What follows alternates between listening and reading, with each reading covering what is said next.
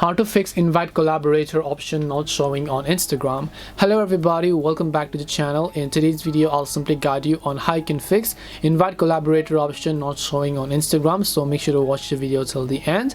Well, in order to fix invite collaborator option not showing, I'll show you what the issue is first of all.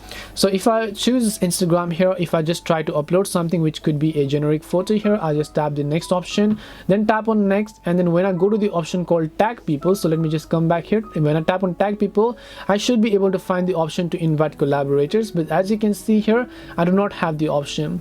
So what are some of the things that you can do in order to get back the invite collaborator option that you can see over here? So to fix this, there are a couple of things that you can of course do. So for that, just come back, tap the profile icon here, tap the three lines icon, then just go to settings, then go to privacy. You want to make sure private account is actually turned off, so just make sure that it's turned to private account.